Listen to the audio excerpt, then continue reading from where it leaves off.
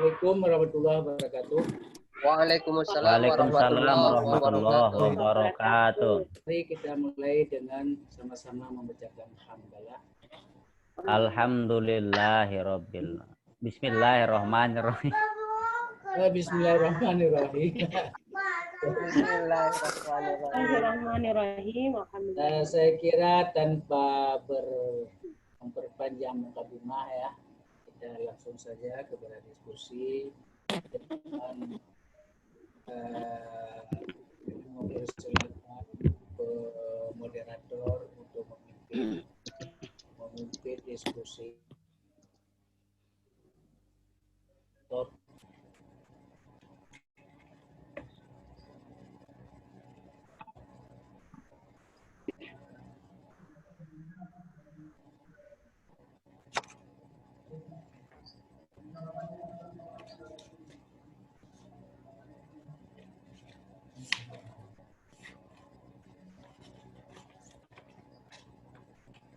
Ya.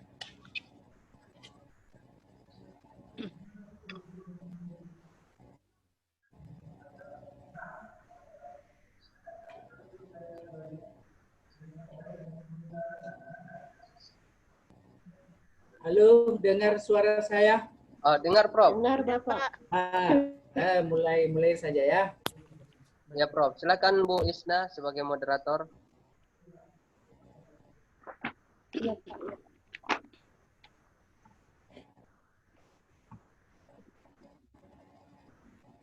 Bismillahirrahmanirrahim. Assalamualaikum warahmatullahi wabarakatuh. Waalaikumsalam warahmatullahi wabarakatuh. Alhamdulillahirabbil kita masih bisa melanjutkan pertemuan kita dengan Bapak Prof. Abdul Mukti, yaitu dengan mata kuliah Tafsir Tarbawi. Untuk hari ini, adapun pemakalah yaitu Bapak Bahtiar Siregar, MPD, dengan judul Wawasan Al-Quran tentang Tujuan Pendidikan. Di sini nanti kita akan mendengarkan bahasan yaitu tentang wawasan Al-Quran tentang tujuan pendidikan. Untuk itu kami persilakan kepada Bapak Bahtiar Siregar MPD untuk membahas dari PowerPoint atau slide-nya. Kami persilakan dengan hormat. Baik, terima kasih kepada Bu Isnawati. Alhamdulillahirabbil alamin wassalatu wassalamu ala asyrafil anbiya wal mursalin wa ala alihi washabbihi ajmain. Segala puji bagi Allah Subhanahu wa taala dan juga salawat kepada nabi kita Nabi besar Muhammad sallallahu alaihi wasallam. Yang pertama kami ucapkan terima kasih dan hormat kami kepada dosen pembimbing kami, dosen pembimbing mata kuliah Tafsir Tarbawi oleh Bapak Profesor Dr. Abdul Mukti MA. Semoga Prof selalu sehat dan murah rezekinya dan selalu dilindungi oleh Allah Subhanahu wa taala. Amin. Amin ya. Dan juga kepada seluruh Bapak Ibu dan juga kawan-kawan, mudah-mudahan sehat walafiat. Baik, terima kasih. Di sini saya sebagai pemateri pada hari ini pada mata kuliah Tafsir Tarbawi akan menyampaikan, akan membahas tentang wawasan Al-Quran tentang tujuan pendidikan. Baik, Bapak Ibu sekalian, sebelum kita memasuki daripada tujuan pendidikan itu sendiri, maka alangkah baiknya kita mengenal dulu atau tahu dulu tentang apa itu sebenarnya pendidikan. Pendidikan di dalam ilmu pendidikan Islam yang biasanya kita dengarkan atau biasanya yang kita sebut dengan tarbiyah. Ada beberapa para cendekiawan muslim menjelaskan tentang singkat dengan tarbiyah atau tentang pendidikan ini. Yang pertama adalah al-walawiyani, memaknai pendidikan itu dengan tarbiyah yang artinya penanaman etika yang mulia pada anak yang sedang tumbuh dengan cara memberi petunjuk dan nasihat. Sedangkan menurut Al-Qasimi mengungkapkan bahwasanya pendidikan itu atau tarbiyah adalah proses penyampaian sesuatu pada batas kesempurnaan yang dilakukan secara tahap demi tahap. Yang selanjutnya adalah ada Pak Jalal yang menyebutkan bahwa pendidikan atau tarbiyah adalah proses persiapan dan pengasuhan pada fase bayi dan fase kanak-kanak hingga dewasa sampai seumur hidup. Baik Bapak Ibu sekalian, Profesor yang terhormat, di sini saya langsung kepada tujuan pendidikan menurut Al-Quran. Dan di sini saya akan menampilkan beberapa ayat-ayat yang bersumber daripada Al-Quranul Karim sesuai dengan silabus kita bahwa menunjukkan ayat-ayat Al-Quran tentang tujuan-tujuan pendidikan. Yang pertama adalah kalau kita menukil daripada Al-Quranul Karim, tujuan pendidikan yang pertama adalah mencari ridho Allah Subhanahu wa Ta'ala. Jadi tujuan daripada kita pendidikan, adapun pendidikan itu tadi adalah proses untuk menjadikan manusia itu sesuai dengan fitrahnya, yaitu adalah manusia sebagai hamba, juga manusia nanti akan sebagai khalifah. Maka pendidikan adalah mencari ridho Allah, terdapat dalam surah Al-Baqarah ayat 207 yang berbunyi Bismillahirrahmanirrahim, wa minan nasi man yashri nafsahu abtigha'a mardatillahi wallahu ra'ufun bil ibad. Artinya, dan di antara manusia ada yang mengorbankan dirinya karena mencari keridhaan Allah, dan Allah Maha Penyantun kepada hamba-hambanya.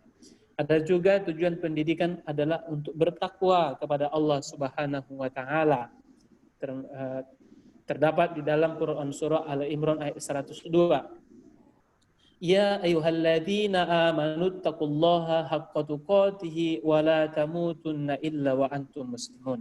Maka tujuan pendidikan ini adalah sebagaimana ayat ini menjelaskan bahwa hai orang-orang yang beriman, bertakwalah kepada Allah sebenar-benar takwa kepadanya, dan janganlah sesekali kamu mati melainkan dalam keadaan beragama Islam. Yang selanjutnya adalah pendidikan di dalam Al-Quran itu untuk sebagai hamba beribadah kepada Allah Subhanahu wa Ta'ala, yaitu terdapat dalam surah Az-Zariyat ayat 56 yang berbunyi wa ma khalaqatul jinna wal insa illa liya'budun. Artinya, dan aku tidak menciptakan jin dan manusia melainkan supaya mereka mengabdi kepadaku. Yang selanjutnya adalah tujuannya pendidikan sebagai khalifah di muka bumi, terdapat dalam surah Al-Baqarah ayat 30. Wa id qala rabbuka lil malaikati inni ja'ilun fil ardi khalifah qalu ataj'alu fiha may yufsidu fiha wa yasfiku ad-dima wa nahnu nusabbihu bihamdika wa nuqaddisu lak qala inni a'lamu ma la ta'lamun. Ini ayat yang menunjukkan bahwasanya tujuan pendidikan itu adalah menjadi khalifah di permukaan bumi. Yang selanjutnya adalah pendidikan menjalin hubungan sosial yang mewujudkan kerjasama dan tolong-menolong. Maka manusia itu di samping dia menjadi khalifah, juga dia menjadi manusia yang mempunyai sifat sosial. Maka di dalam dunia pendidikan itu sangat ditekankan yang namanya menjalin hubungan sosial sesama manusia dengan baik. Hablu minan nasnya. Setelah hablu minallahnya, hablu minan nasnya. Keduanya harus kuat. Ya, tidak boleh kita hanya kepada Allah, dan kita tidak boleh juga hanya kepada manusia. Kedua-duanya harus tetap terjalin dengan baik. Ayatnya adalah Bismillahirrahmanirrahim. Wa ibadur rahmanil ladzina yamshuna 'alal ardi hauna wa idza khatabahumul jahilun qalu salaman. Dan hamba-hamba Tuhan yang Maha Penyayang itu ialah orang-orang yang berjalan di atas bumi dengan rendah hati, dan apabila orang-orang jahil menyapa mereka, mereka mengucapkan kata-kata yang mengandung keselamatan. Selanjutnya adalah pendidikan untuk kebahagiaan manusia dunia dan akhirat, terdapat dalam surah Al-Baqarah ayat 21 yang selalu kita ucapkan setiap sholat, hampir kita ucapkan, yaitu Rabbana atina fid dunya hasanah wa fil akhirati hasanah wa qina adzabannar. Hadirin yang dimuliakan oleh Allah, maka dari ayat-ayat ini menjelaskan kepada kita, adapun tujuan pendidikan itu sebenarnya adalah, hakikatnya adalah untuk memenuhi kebutuhan manusia itu sendiri untuk mencari kebahagiaan di dunia maupun di akhirat. Di sini saya akan tampilkan juga word-nya, mungkin supaya lebih jelas. Di sini saya akan menampilkan ini. Baik, Bapak Ibu sekalian, maka yang pertama adalah tujuan pendidikan. Pendidikan itu adalah usaha. Kalau kita melihat daripada pembahasan secara umum bahwasanya pendidikan itu adalah usaha sadar yang dilakukan oleh pendidik kepada peserta didik. Usaha sadar di sini mempunyai strategi, mempunyai metode, mempunyai program, mempunyai tujuan. Tujuannya adalah untuk menjadikan peserta didik itu kenal Allah. Yang kedua adalah untuk menjadikan peserta didik itu oleh pendidik supaya dia menjadi hamba kepada Allah Subhanahu wa taala. Maka kalau kita melihat daripada skema yang saya buat di layar ini, yang pertama adalah tujuan kita adalah Abdullah, taat kepada Allah Subhanahu wa taala. Itu tadi surah Ad-Dariyat itu. Jadi adapun pendidikan itu menjadikan diri kita itu paham terhadap diri kita sendiri sebagai hamba di permukaan bumi ini. Apa sih tugas daripada hamba-hamba itu? Kita yang diciptakan harus taat dan patuh kepada yang menciptakan. Maka tugas kita sebagai hamba itu, kalau kita melihat daripada surah Al-Ghasyiyah, contohnya, ya, wa ma umiru illa liya'budullaha mukhlishina lahuddin hunafa'a wa yuqimus shalah wa yutuz zakata wa dzalika dinul qayyimah. Kemudian di ayat selanjutnya, innal ladzina amanu wa 'amilus sholihati ulaika hum khairul bariyah. Artinya adalah sebagai hamba itu yang pertama adalah harus taat dan patuh kepada Allah Subhanahu wa taala. Maka tugas kita sebagai pendidik di lembaga-lembaga sekolah, bagaimana kita mendidik anak-anak itu menjadi sadar dirinya bahwa dia adalah sebagai hamba di hadapan oleh Allah Subhanahu wa taala. Tugas dia adalah wa ma khalaqatul jinna wal insa liya'budun. Tugas dia di dunia ini adalah untuk beribadah kepada Allah. Dalam ibadahnya ini, dalam kehidupannya ini, maka akan diuji oleh Allah Subhanahu wa taala. Dikatakan seorang hamba yang ideal, dikatakan sebagai hamba yang betul-betul menjadi Islam ketika sudah diuji oleh Allah Subhanahu wa taala. Maka kalau kita membuka dalam surah Al-Muluk, ya, alladzi khalaqal mauta wal hayata liyabluwakum ayyukum ahsanu amala. Maka kita diuji oleh Allah Subhanahu wa taala. Diuji oleh Allah Subhanahu wa taala. Dari kehidupan kita itu akan pasti diuji. Jika kita tidak diuji, maka kita tidaklah dikatakan seorang Islam atau orang yang beriman kepada Allah Subhanahu wa taala. Kemudian adalah hamba di sini menunjukkan ketaatan kepada Allah. Kalau kita membuka dalam surah Al-Fatihah, iyyaka na'budu wa iyyaka nasta'in. Ini menunjukkan bahwasanya kita ini adalah hamba yang butuh dengan pertolongan, yang butuh dengan bimbingan, yang butuh dengan arahan. Oleh siapa? Mungkin oleh pendidik kita. Di dalam Al-Quran ini butuh iyyaka na'budu wa iyyaka nasta'in. Itu adalah menunjukkan Allah Subhanahu wa taala. Kemudian adalah di samping kita sebagai hamba. Hamba di sini merelakan semua kegiatan-kegiatan kita dalam kehidupan ini. Merelakan semua potensi kehidupan. Merelakan jiwa dan raga kita ini adalah hanya kepada Allah Subhanahu wa taala. Contoh, kita ini hamba posisinya, maka kita harus berpakaian sebagaimana kemauan oleh Allah, yaitu adalah bagi perempuan menutup aurat, tidak menampakkan bentuk dan juga auratnya, seperti itu. Dan selanjutnya adalah khalifah di muka bumi ini. Khalifah itu banyak fungsinya. Yang pertama adalah bisa dia jadi pemimpin bagi orang banyak. Khalifah, pemimpin, pembeda. Pemimpin ini beda, unik. Ya, makanya kita ini manusia lain daripada ciptaan-ciptaan yang lain, karena kita adalah khalifah, sesuatu yang beda, sesuatu yang unik, sesuatu yang berbeda dengan yang lain. Itu adalah khalifah. Maka ketika kita mempunyai sifat keunikan itu yang diberikan oleh Allah Subhanahu wa taala, walladzi ja'ala lakum al-ardha firasha qul huwallazi ansha'akum wa ja'ala lakum sam'a wal absara wal afida qalilan ma tashkurun. Maka ketika keunikan ini mata dikasih Allah untuk melihat, telinga untuk mendengar, hati untuk sebagai pengimbang, akal untuk berpikir, maka kita bisa menjadi sebagai khalifah di muka bumi ini. Tugas khalifah di muka bumi ini yang pertama adalah merawat alam semesta ini, merawat ataupun memimpin manusia-manusia yang belum tahu arahnya mau kemana, memimpin para peserta didik. Kita khalifah, di samping kita sebagai hamba, juga kita pemimpin di permukaan bumi ini. Yang selanjutnya adalah bertakwa kepada Allah. Setelah kita sudah menempatkan diri kita sebagai hamba di hadapan Allah, khalifah di permukaan bumi, tujuannya adalah untuk bertakwa kepada Allah. Ya, dalam takwa ini akan diatur apa yang harus dilakukan oleh seorang hamba, apa yang seharusnya dilakukan oleh seorang khalifah, dan apa yang seharusnya tidak dilakukan oleh seorang hamba, dan apa yang tidak seharusnya dilakukan oleh khalifah.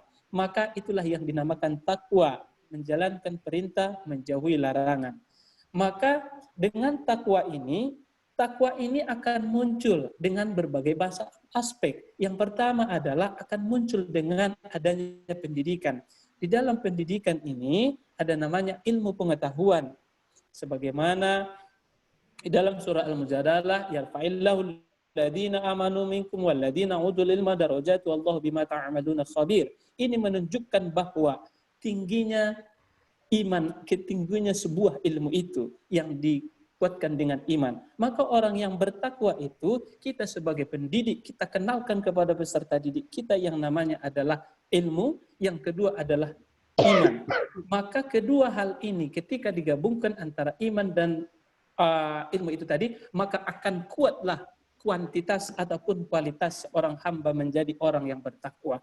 Ketika kita sudah bertakwa kepada Allah Subhanahu wa taala, tidak lain dan tidak yang bukan adalah yang kita cari adalah hanya ridho Allah Subhanahu wa taala. Hanya ridho Allah Subhanahu wa taala. Ketika Allah ridho kepada kita, maka kita menjadi hamba yang soleh dan soleha. Ketika kita sudah diridhoi oleh Allah Subhanahu wa taala, maka kita khalifah atau pemimpin yang dirindukan oleh Allah Subhanahu wa taala. Maka inilah fungsi daripada pendidikan itu, ibu-ibu, bapak-bapak sekalian. Maka dari keempat aspek ini, seorang hamba sebagai khalifah bertakwa ridho Allah, hakikatnya adalah tujuan pendidikan itu hakikatnya adalah untuk mencari kebahagiaan dunia dan akhirat, Bapak Ibu sekalian. Sebagaimana yang selalu kita ungkapkan, tujuan pendidikan itu, Rabbana atina fid dunya hasanah wa fil akhirati hasanah wa qina adzabannar. Al-Baqarah ayat 201. Ini menunjukkan bahwa ketika kita melakukan pendidikan, contohnya kita pada saat ini Bapak Ibu sekalian, S1 sudah selesai, S2 selesai, S3 selesai. Tujuan kita apa sebenarnya hidup ini? Tujuan kita supaya bahagia dunia akhirat. Ketika kita sudah S3 contohnya, otomatis pekerjaan itu akan lebih mudah kita cari. Maka kita bahagia dunia. Ketika kita sudah S3 mempunyai banyak ilmu pengetahuan, otomatis kita sudah banyak memberikan pendidikan kepada orang lain. Pekerjaan sudah baik, menyelesaikan tugas-tugas kita sudah terstruktur dengan baik. Dalam persoalan kita bisa menghadapinya dengan tenang. Dalam pekerjaan kita itu bisa kita lakukan dengan berbagai macam metode, berbagai macam strategi, sehingga dapat kita selesaikan dengan baik. Tujuannya adalah untuk bahagia di dunia akhirat. Kalau pekerjaan kita sudah selesai, otomatis juga penghasilan kita juga akan baik dan juga akan dapat menunjang kehidupan kita di dunia ini. Ketika kehidupan kita, pendidikan kita tinggi, menyelesaikan tugas-tugas kita dengan baik, juga terlaksana dengan baik, maka kebahagiaan dapat, kesuksesan dunia juga dapat, finansial juga dapat, kebahagiaan hati juga dapat. Pasti cara beribadah kepada Allah pasti akan lebih tenang. Ya. Yang selanjutnya adalah ketika kita sudah memiliki ilmu itu tadi di dunia ini, pendidikan kita sudah lebih tinggi, maka otomatis akan kita dapat beramal dengan baik sesuai dengan tuntunan Al-Quran dan hadis. Cara beribadah kita pasti akan lebih baik. Tujuannya adalah untuk mencari kebahagiaan akhirat. Maka Bapak Ibu sekalian, mari kita terus menggali potensi yang ada pada diri kita, menuntut ilmu kita dengan baik, menuntut ilmu kita dengan semangat, menuntut ilmu dengan berbagai teori dan juga berbagai macam strategi. Sebagaimana kalau kita lihat apa yang dikatakan oleh Imam Syafi'i, dia mengatakan, "Man aradad dunya fa'alaihi bil ilmi." Ilmu itu adalah akan mendapatkan kebahagiaan dunia. Waman arada akhirah fa'alaihi bil ilmi. Maka ketika ingin kita akhirat, maka dengan ilmu. Maka kedua-duanya ini adalah diiringi dengan di dalam dunia pendidikan ataupun tarbiyah seperti yang kita rasakan pada saat ini. Tapi orang muslim tidak cukup dengan ilmu, akan tetapi harus dikuatkan juga dengan iman. Ketika ilmu kita dapat, dunia kita dapat. Ketika iman kita dapat, akhirat kita dapat, tapi kita pengen dua-duanya, dunia dan akhirat adalah ilmu dengan iman, maka kita akan mendapatkan bahagia dunia dan akhirat. Mudah-mudahan kita sebagai ahli ilmu dan mudah-mudahan kita akan memahami diri kita adalah sebagai hamba dan khalifah di permukaan bumi ini. Maka untuk itu sampai di sinilah presentasi saya pada kali ini. Mungkin masih banyak kekurangan, kehilapan ataupun kesalahan yang saya sampaikan. Saya kembalikan kepada moderator. Terima kasih dan hormat kami kepada Profesor Dr. Abdul Mukti sebagai dosen pembimbing kami. Saya kembalikan kepada moderator. Baik, terima kasih atas paparannya Pak Bahtiar Siregar. Untuk ini kita akan dibuka sesi pertanyaan, kita akan menanyakan yang jelas tadi sudah diberitahu bahwa tujuan pendidikan itu adalah mencapai dunia dan akhirat. Untuk itu, bagaimana kelanjutannya selanjutnya dari tujuan pendidikan tersebut, maka kami persilakan kepada Bapak, Ibu semua yang mengajukan pertanyaan, kami tampung dulu untuk dua penanya. Kami persilakan Bapak, Ibu. Saya Bu. Ya, Pak Eka Yusnaldi. Silakan Bapak. Oke, terima kasih moderator yang beri kesempatan kepada saya untuk bertanya. Yang saya hormati Bapak Pembimbing mata kuliah Tafsir, Tarbawi, dan Pemakalah, serta kawan-kawan sekalian. Hari ini saya ingin bertanya ke Pemakalah, apakah tujuan pendidikan menurut Al-Quran dalam surat Al-Jajirat ayat 56? Dan berikan contohnya dalam pendidikan.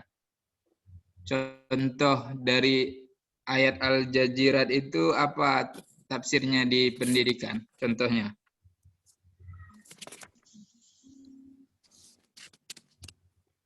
Ya, baik. Gimana? Sudah? Al-Jariyat ya. Ya, Al-Jariyat 56. Apa tujuan pendidikan menurut Al-Quran dalam surat Al-Jariyat ayat 56? Dan berikan contohnya dalam dunia pendidikan, apa contohnya? Wa ma khalaqtu jinni insa illa liya'budun. Baik, sudah Bapak Eka? Sudah, Ibu. Terima kasih. Ya. Kami tampung satu penanya lagi. Kami persilahkan.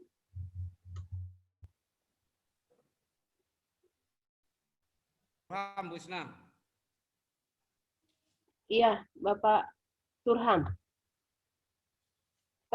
Bukannya Pak Turham sebagai pembanding ya, Bapak? Halo?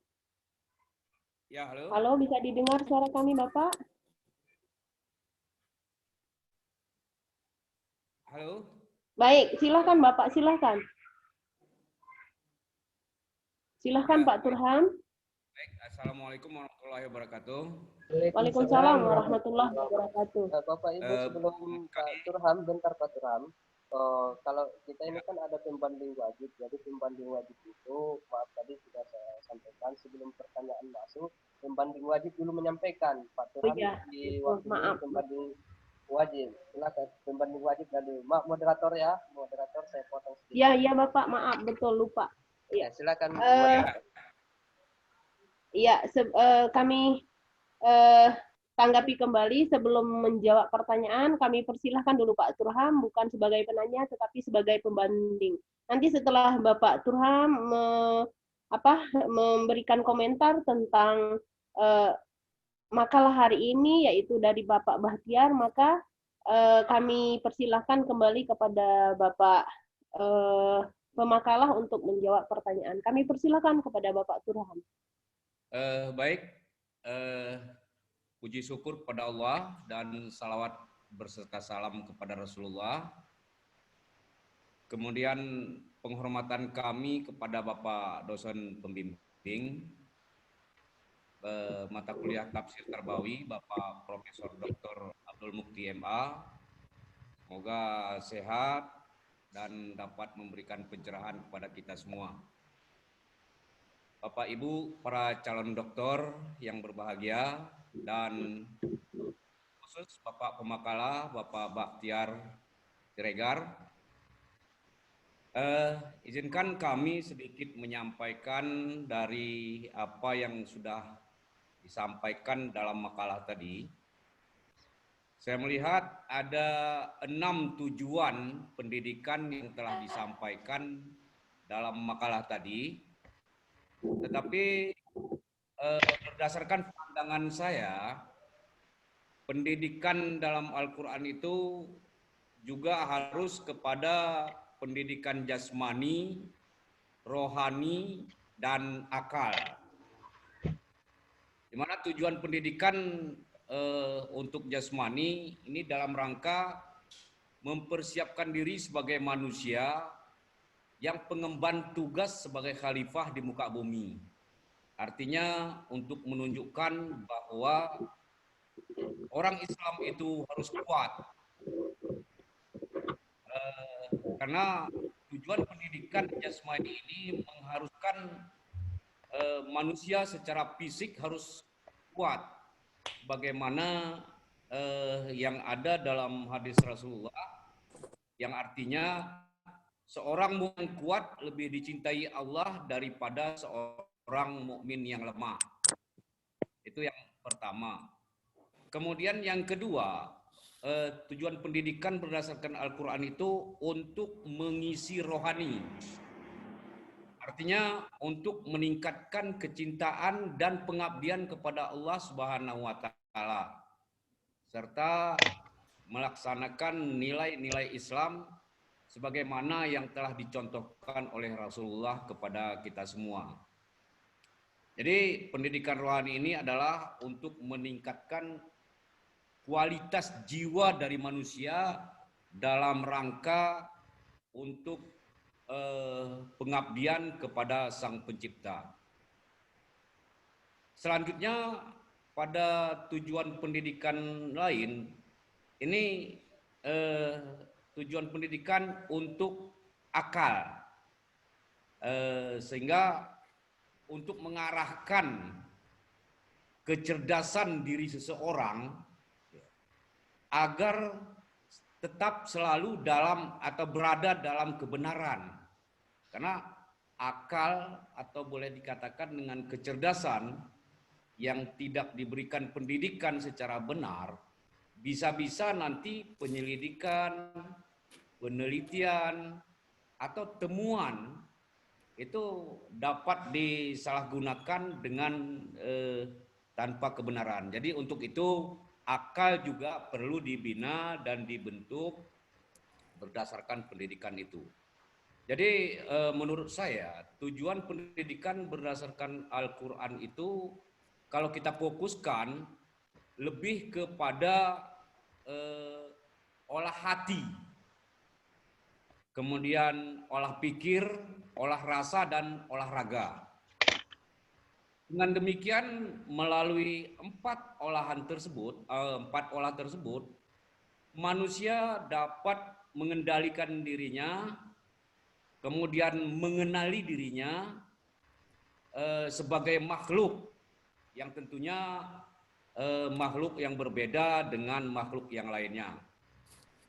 Kemudian sebagai makhluk zoonpolitikon, ini dapat berinteraksi dalam kehidupan sosial dan mampu menjaga keharmonisan dalam satu sistem sosial. Saya pikir sebagai tambahan yang ada dalam makalah mungkin kalau bisa ditambahkan, karena saya melihat tadi kalau tujuan yang lainnya memang sudah itu yang sebenarnya, tapi ya kepada 3 poin tadi saya lihat belum ada pembahasan ke sana, jadi mungkin bisa ditambahkan atau diterima. Demikian dan terima kasih, saya kembalikan lagi kepada moderator. Baik, terima kasih kepada Bapak Turham sebagai pembanding. Tadi sudah memberikan masukan. Kalau bisa dilengkapi, kemungkinan juga sudah ada di dalam makalah itu. Kami kembalikan kepada Bapak Bahtiar Siregar kembali. Oke, terima kasih kepada Bu Isna ya. Terima kasih kepada Bu Isnawati yang sudah memandu acara kita ini. Yang pertama akan langsung saya tanggapi apa yang disampaikan oleh Pak Turham. Terima kasih Pak Turham atas masukannya untuk menambahi daripada makalah kita. Tapi kalau tidak salah ya, pada 2 minggu yang lalu atau pada minggu yang lalu tentang pendidikan rohani sudah dijelaskan oleh Prof. Abdul Mukti secara jelas kemarin kalau tidak salah. Ya, jadi kita fokus kepada tujuan pendidikan secara umum di sini. Tapi nanti akan juga dijelaskan oleh Prof kita yang akan kita dengarkan nanti bersama. Baik, di sini saya akan menjawab pertanyaan dari saudara ataupun Pak Eka tentang contoh di dalam dunia pendidikan terkait dengan Quran Surah Az-Zariyat ayat 56 yang berbunyi wa ma khalaqatul jinna wal insa liya'budun. Maka Bapak Ibu sekalian, bahwasanya kalau kita melihat daripada ayat ini menunjukkan bahwasanya kita diciptakan di permukaan bumi ini tidak lain dan tidak bukan adalah hanya beribadah kepada Allah Subhanahu wa taala. Artinya adalah segala yang ada pada diri kita, baik secara jasmani ataupun rohani, secara waktu dan tenaga itu hanya kita persembahkan kepada Allah Subhanahu wa taala. Terkait dengan bagaimana hubungannya dengan dunia pendidikan. Kalau kita kaitkan dengan ibadah-ibadah yang ada di wa ma khalaqatul jinna insa liya'budun ini, maka coba kita lihat bagaimana perintah Allah tentang sholat. Contoh, tentang sholat itu sangat diatur bagaimana tata cara yang baik. Yaitu ya, ada rukun-rukunnya. Rukun-rukun di sini adalah menunjukkan kita bersikap harus teratur. Niat, takbiratul ihram harus teratur dan tidak boleh kita sujud dulu, rukuk dulu. Artinya dari sini kita dapat satu adalah supaya kita tetap disiplin dalam berbuat. Yang kedua adalah kita dalam ibadah, contohnya ibadah sholat juga saya berikan contohnya. Maka di sini adalah harus ada pengakuan hati dan juga kekhusukan, kesungguh-sungguhan dalam sholat itu.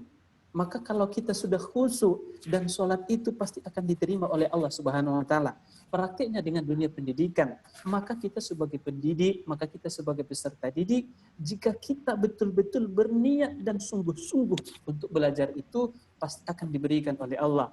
Yang selanjutnya adalah kalau kita melihat juga bagaimana penjabahan kita kepada Allah dengan sholat itu, inna sholata kanat 'alal mu'minina kitaban mawquta, adalah ditentukan waktunya. Sholat itu ditentukan waktu-waktunya yang tepat. Maka kita sebagai peserta didik atau pendidik, maka kita pasti akan disiplin.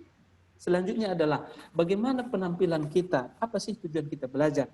Maka tujuan kita belajar pada hakikatnya adalah untuk mengenal diri kita. Untuk mengenal diri kita, untuk mengenal kompetensi kita, untuk apa adalah penyembahan juga kepada Allah Subhanahu wa taala. Praktiknya dalam kehidupan, contoh. Kita mempunyai ilmu pengetahuan, tapi dibarengi dengan untuk beribadah kepada Allah Subhanahu wa taala. Maka di setiap langkah kita niatkan memang karena lillahi ta'ala. Kita mengajar, kita belajar, kita niatkan karena lillahi ta'ala. Ketika niat itu karena lillahi ta'ala, maka bentuk lisan, bentuk raga kita, bentuk penampilan kita menunjukkan bahwa kita betul-betul karena ingin beribadah kepada Allah.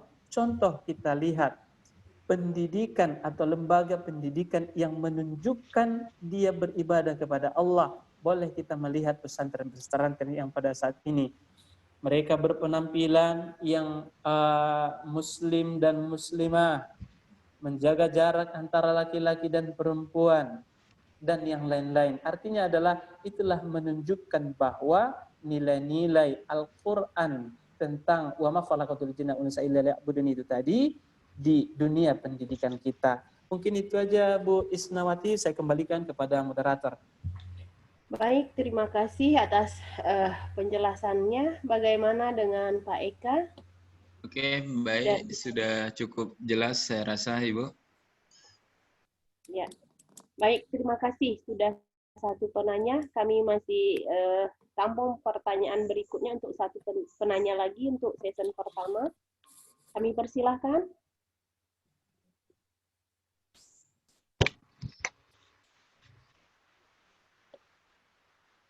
Bagaimana? Ada yang bertanya lagi?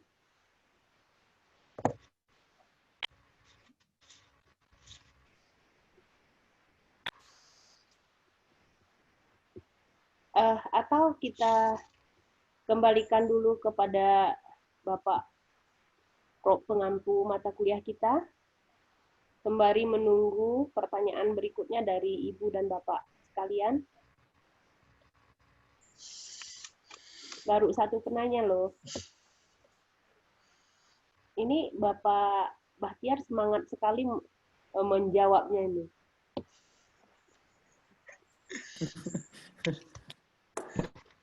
Baik, kalau begitu kami masih menunggu pertanyaan berikutnya. Untuk ini kami serahkan kembali kepada ya Bu. Ya, mau bertanya ini. Oke, kami terima Bu.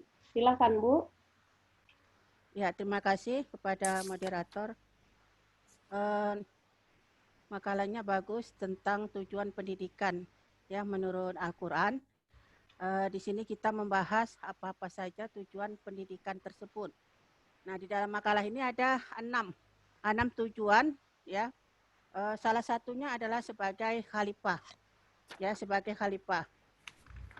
Nah, sebagaimana kita ketahui ya, bahwasannya tujuan pendidikan itu salah satunya adalah untuk mencerdaskan anak bangsa ya, sebagai anak bangsa, karena perannya itu sebagai khalifah di muka bumi. Nah, tetapi yang kita lihat realitas sekarang ini ya, makna dari tujuan pendidikan tersebut lebih cenderung di luar dari ya umat Islam ya, yang banyak berhasil dalam hal penemuan ya ilmu pengetahuan. Salah satunya lah dalam Al-Quran kan ada tentang orang-orang Yahudi yang banyak menemukan ilmu pengetahuan dan sudah membuat teknologinya. Nah, di sini di manalah letak permasalahan yang dialami oleh umat Islam itu sendiri, sementara kita memiliki konsep yang sangat bagus tentang tujuan pendidikan. Nah, kemudian tentang hasil penelitian pada umat Islam itu memang sudah banyak yang melakukannya, tetapi realisasinya kurang ya di masyarakat. Nah, justru mereka yang di luar dari itu, sekecil apapun hasil penelitiannya itu direalisasikan. Nah, jadi di sini di manalah permasalahan pendidikan yang berkaitan dengan tujuan pendidikan tadi. Oke. Baik, sudah itu Ibu. aja. Ya, saya kembalikan kepada moderator. Ya, terima kasih sudah ditanyakan tentang permasalahan. Oh ya, Pusna, satu lagi Pusna, lagi teringat ini. Ya, boleh Bu. Ya, masalah tujuan pendidikan, saya minta tolong kepada pemakalah, tujuan umum dan tujuan khusus dari pendidikan itu, dari tujuan pendidikan, ya, di mana tujuan pendidikan ini bisa untuk semua manusia, tidak harus kepada umat Islam. Ya, tujuan umum dan tujuan khususnya. Oke. Baik, ada dua pertanyaan yang sudah diberikan oleh Ibu Nun Jairina. Kami kembalikan kepada Bapak Bahtiar Siregar untuk menjawab dari dua pertanyaan tadi yang diberikan oleh Ibu Nun. Kami persilakan Bapak. Baik, terima kasih Bu Zairina atas pertanyaannya dan juga Bu Isnawati sebagai moderator pemandu acara kita ini. Kita ini diciptakan adalah sebagai khalifah, kata Bu Zairina. Tapi kita melihat sekarang situasi dan kondisi pendidikan agama Islam khususnya yang sangat dikhawatirkan. Bahkan banyak permasalahan-permasalahan yang kita hadapi pada saat ini. Apa sih yang membuat dasar kenapa hal ini bisa terjadi? Yang pertama, kalau kita melihat daripada permasalahan ini, kalau kita melihat standar ataupun program yang sudah dibentuk oleh pendidikan Islam itu sendiri, yang sudah ada di dalam Al-Quran, ada di dalam hadis, bahkan itu semua kita ramu menjadi sebuah pendidikan Islam, maka tapi nyatanya sekarang masih banyak permasalahan-permasalahan yang kita hadapi. Maka kita kembali ke awal bahwa pendidikan Islam ini sangat berbeda atau berbeda. Ada perbedaan khusus, ada perbedaan umum nanti. Berbeda dengan pendidikan umum lainnya. Seperti yang dicontohkan oleh Bu Nun Zairina tadi, dalam suatu penelitian, kalau ada penelitian, hasil penelitian dari penelitian yang sifatnya umum, langsung dipraktekkan. Sehingga dapat diamalkan berkembang, kemudian menjadi sebuah sebuah kemaslahatan umat. Bagaimana dengan pendidikan Islam? Baik, kita umat Islam yang menjadi pengaruh buat kita sebenarnya ibu-ibu sekalian, mulai dari kita kecil, ini pengaruh nih, sudah ditanamkan kepada kita, nak, kalau kamu beriman sama Allah, sudah pasti bahagia dunia akhirat. Ini masalah ini, walaupun kecil gitu kan, tapi masalah ini. Sehingga permasalahannya kita nggak menguatkan peserta didik kita itu dengan ilmu. Ilmu itu kita tahu bahwa ilmu itu wajib ada 3 pertanyaan dalam ilmu filsafat. Apa itu ilmu? Dari mana itu ilmu? Untuk apa itu ilmu? Apa manfaatnya ilmu? Ini harus tahu dulu sebenarnya peserta didik itu. Ya, itu yang pertama. Sehingga permasalahannya dengan menganggap hanya beriman kepada Allah bahagia dunia akhirat, tidak. Tidak. Walaupun lihat, biarlah kita di dunia ini sengsara, dihina, dicaci. Yang penting di akhirat kita nanti menjadi raja, masuk surga. Itu salah itu. Kita ini harus sudah kolaborasi antara ilmu dan juga iman ini tadi. Bahkan Rasul itu tak disuruh kita sholat dulu, kemudian tahu Allah. Tidak, disuruh dulu kita kenal Allah itu, disuruh dulu kita belajar bagaimana sifat Allah itu, baru kita disuruh sholat. Sehingga kita itu betul-betul ya. Jadi itu permasalahan yang pertama. Yang kedua adalah lemahnya pengetahuan kita kepada penelitian-penelitian yang menghubungkan antara agama yang berceritakan tentang pendidikan Islam yang bercerita dengan alam semesta, bagaimana hubungannya dengan teknologi. Al-Quran bagaimana hubungan dengan teknologi, Al-Quran bagaimana dengan manusia, Al-Quran bagaimana hubungan dengan alam semesta. Ini sangat jarang kita hubung-hubungkan. Sangat jarang kita teliti pondasi awal penelitian kita itu daripada Al-Quran. Itu permasalahannya. Sehingga kita menganggap bahwasanya Islam itu lemah gitu. Islam itu tidak bisa dia hidup tanpa pengetahuan umum, padahal sebaliknya pengetahuan umum. Teknologi itu tidak bisa berdiri kokoh, tidak bisa akan diterima oleh banyak orang sebelum dia mempunyai dasar, yaitu kepada Al-Quran.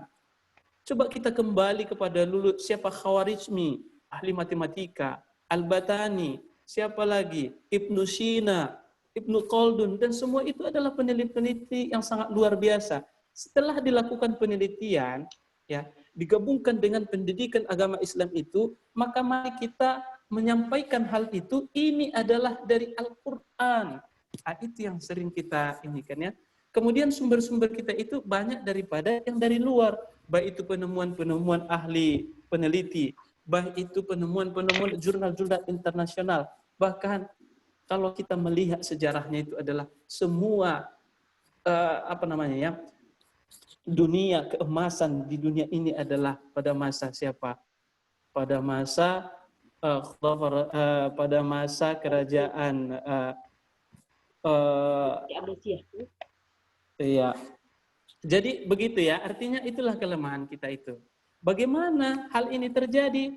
Maka Bapak Ibu sekalian, sekarang sudah muncul pergerakan-pergerakan pendidikan Islam baru, yaitu yang menghubungkan antara Al-Quran dengan teknologi-teknologi, ya. Contohnya apa? Alhamdulillah sekarang sudah mulai mengkolaborasikan antara yang umum dengan yang Islam, ya. Sudah mulai sadar manusia-manusia itu bahwasanya ada Islam itu sangat luar biasa. Maka itu permasalahannya. Yang dua itu yang paling utama. Pertama adalah menganggap bahwasanya kita sudah bahagia dunia dan akhirat, hanya beriman, dikit-dikit aja ilmunya sudah paten lah itu. Penelitiannya juga dilandarkan dengan pengetahuan umum, padahal dari Al-Quran itu sudah jelas semuanya. Maka itu yang menjadi dasar utama permasalahan pendidikan kita, Bapak Ibu sekalian. Padahal di dalam Al-Quran sudah disebutkan tadi, sudah saya sampaikan di awal tadi, yarfa'illahu alladhina amanu minkum walladhina utul ilma darajatin bima ta'maluna khabir. Itu tadi ya, bahwasanya perlu ilmu pengetahuan dan diberikan oleh Allah Subhanahu wa taala iman, maka diangkat derajat kita. Bapak Ibu sekalian, tidak hanya iman juga akan dilemahkan di dunia ini. Dunia ini lemahkan. Coba kita lihat sejarah Bilal bin Rabah. Dia sangat yakin Allah itu, ya, tapi hina dia sama orang-orang karena enggak banyak ilmunya. Maka kita butuh yang mempunyai ilmu dan juga iman kepada Allah Subhanahu wa taala. Begitu, saya kembalikan kepada Bu Isnawati. Baik, terima kasih Bapak Bahtiar Siregar. Bagaimana dengan Bu Nun? Tadi sepertinya belum ada jawaban satu lagi pertanyaannya, yaitu tujuan umum dan tujuan khusus dari pendidikan itu untuk semua umat. Kalau tidak salah begitu ya Ibu? Iya. Apakah dijawab dulu Pak Bahtiar?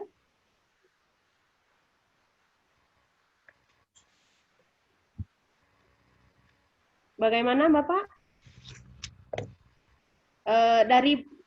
Dari pertanyaan yang pertama yang diajukan oleh Bu Nun, kira-kira Bu Nun sudah bisa diterima atau bagaimana? Udah, yang kedua Bu Isna, pertanyaan yang kedua. Ya, iya. Pak, lanjut untuk pertanyaan kedua dari Bu Nun, yaitu tujuan pendidikan secara umum dan secara khusus untuk semua umat. Oke, terima kasih. Sebenarnya tujuan pendidikan umum dan khusus ini, khusus tadi terletak kepada Islam itu sendiri, ya. Tapi kita tahu bahwasanya Islam itu adalah rahmatan lil alamin itu, ya. Rahmatan lil alamin artinya adalah Islam itu untuk semua untuk semuanya kalangan, tidak orang Islam, tidak umat Yahudi, Nasrani, Yahudi, akan tetapi semua golongan akan bermanfaat yang dinamakan dengan pendidikan ini.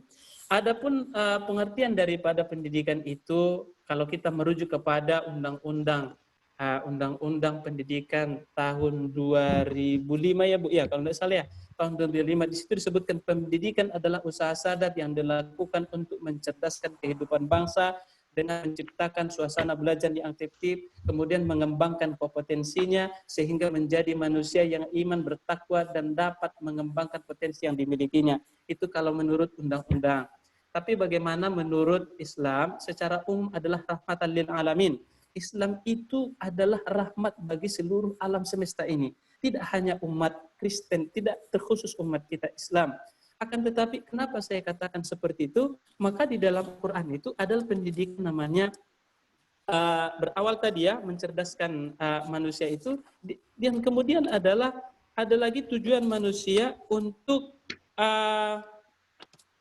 pengabdian hubungan sosial.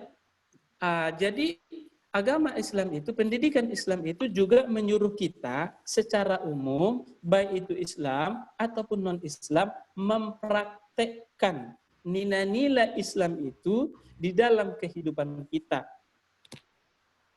Bukan hanya Islam sebenarnya yang harus mempraktekkan nilai-nilai Islam secara sosiologi ini. Akan tetapi juga orang-orang lain. Kalau kita melihat dari Quran surah Al-Maidah ayat 2, ya ayyuhalladzina amanu la tuhillu syaghairallahi wala syahrul haram, dan seterusnya. Di situ disebutkan, hai orang-orang yang beriman, janganlah kamu melanggar syiar-syiar Allah, janganlah melanggar kehormatan bulan haram. Sampai, dan tolong menolonglah kamu dalam mengerjakan kebajikan dan takwa. Wa ta'awanu 'alal birri wat taqwa wa ta'awanu 'alal itsmi wal udwan. Ini adalah tujuan pendidikan Islam secara umum. Artinya adalah secara umum maka kita harus wajib tolong menolong dalam hal kebaikan. Kebaikan banyak. Baik di dalam lembaga pendidikan, baik di dalam masyarakat, baik di dalam rumah tangga, ataupun organisasi-organisasi lainnya. Ini maksud daripada wa ta'awunul birri wa taqwa. Artinya adalah mendidik semua kalangan manusia tanpa terkecuali. Mungkin begitu saja, Bu. Saya kembalikan. Baik, terima kasih atas jawabannya kepada Bapak Bahtiar. Bagaimana dengan Bu Nun Jairina? Ya, udah Bu Isna. Oke, udah pas. Baik, sudah bisa diterima atas jawaban yang diberikan oleh Bapak Bahtiar. Kami buka untuk penanya lagi untuk season kedua, 2 penanya lagi. Kalau memang masih ada, silahkan kepada Bapak Ibu semua.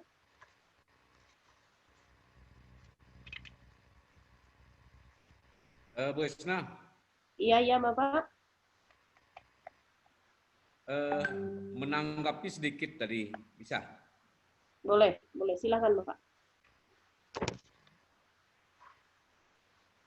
Baik, tadi ada ungkapan tentang ada ilmu umum dengan ilmu agama tadi ya. Jadi mungkin saya kurang sependapat tentang pengkaplingan ilmu itu. Sebab saya berpikiran bahwa semua ilmu itu datangnya dari Allah dan untuk hambanya tanpa mengenal kapling-kaplingan. Mungkin ini yang menjadi sudah kita sudah sudah lalai dengan peringatan Allah yang mengatakan bahwa orang Yahudi dan Nasrani itu tidak akan pernah senang orang Nasrani dan Yahudi itu sebelum kamu mengikuti agama mereka. Jadi ini peringatan keras kepada kita agar tidak ikut-ikutan dengan tren mode, ini ilmu agama, ini ilmu umum, ini sekolah agama, ini sekolah umum.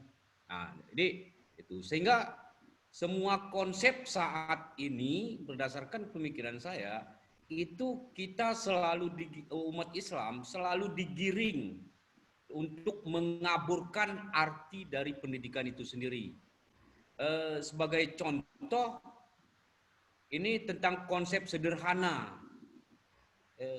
Itu selalu diajarkan bahwa kita harus selalu hidup sederhana, harus ini. Jadi kalau kita tidak punya uang, bagaimana kita bersedekah? Bagaimana kita membangun? Ini konsep sederhana itu saya pahami bukan berarti hanya pas-pasan untuk makan. Tapi sederhana itu adalah dalam kekayaan masih mau berbagi. Itu konsep saya. termasuk juga dalam konsep pada saat ini konsep tataran politik.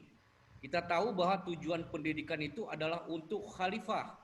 Selain daripada pemimpin untuk dirinya sendiri, juga pemimpin untuk orang lain. Tentu hal ini adalah masuk ke ranah konsep politik. Arti dalam ilmu siasah. Jadi kalau kita sudah dilalaikan, oh ulama jangan berpolitik, ulama jangan memegang jabatan. Nah, jabatannya itu nggak penting, tapi yang penting kekuasaan menjadi orang kuat. Jadi pendapat saya tentang dari tujuan pendidikan ini memang kita sudah banyak dikaburkan. Jadi oleh karena itu mungkin peringatan Allah ini mari kita ulang kembali. Mungkin ini saran saja Pak atau Ibu Nun tadi dengan Pak Bahtiar. Terima kasih Bu Isna. Baik, terima kasih. Bisa jadi kalau di dalam kenegaraan itu ada memiliki tujuan umum dan khusus. Kalau di dalam di dalam Islam itu padahal realisasi tujuan umum dan khusus di dalam kenegaraan itu adalah sama sebenarnya. Cuman pengungkapan atau penempatan dari tujuan itu sendiri kembali. Bu Nun, bagaimana yang menjadi masukan dari Pak Turham tadi, Bu Nun? Oke, udah Bu Isna. Iya, baik. Kami kembalikan kepada pemakalah, yaitu Pak Bahtiar Siregar, yang menjadi tanggapan dari Pak Turham tadi. Kami silakan, Bapak.